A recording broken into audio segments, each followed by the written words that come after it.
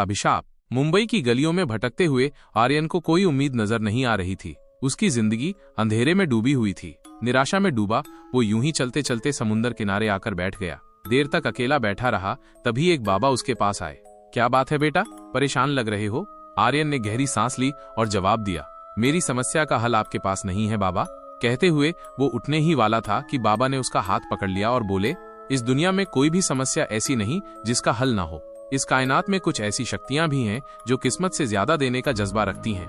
बाबा की बातों का मतलब आर्यन को समझ नहीं आ रहा था। क्या सच में ऐसी कोई शक्ति है जो मेरी हर ख्वाहिश पूरी कर सकती है? आर्यन ने उत्सुकता से पूछा। बाबा ने लंबी सांस भरी और बोले, हाँ, लेकिन मुफ्त में कुछ नहीं मिलता। हर चीज की कीमत होती है। तामसिक शक्तियां इंसान को बर्बाद कर देती हैं, वे आत्मा का सौदा करती हैं। कहकर बाबा जाने लगे, मगर आर्यन ने उनका हाथ पकड़ लिया। मुझे हर हाल में वो शक्ति चाहिए। बाबा मुस्कुराए और धीरे से बोले, तो फिर सुनो।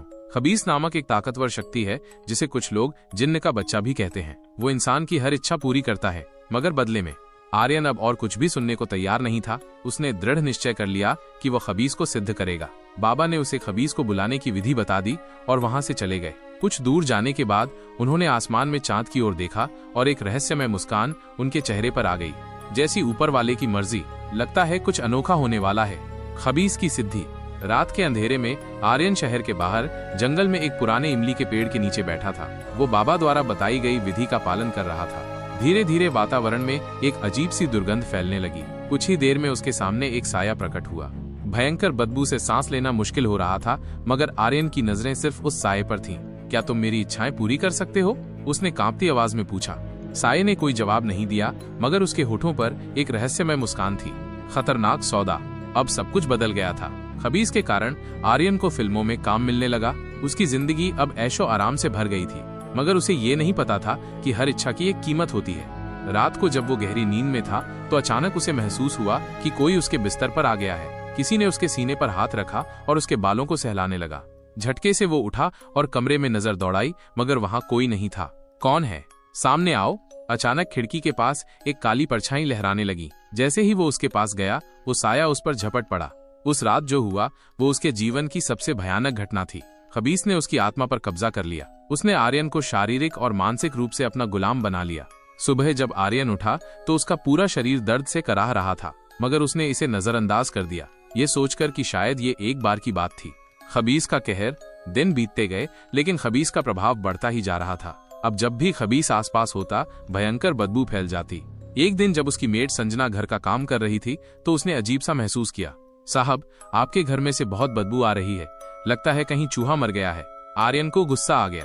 तुम्हारी नाक खराब हो गई है, चुपचाप अपना काम करो। संजना कांच के सामने खड़ी थी और अचानक उसने उसमें एक डरावनी परछाई देखी। उसने तुरंत पीछे मुड़कर देखा, मगर वहां कोई नहीं था। वासना का खेल।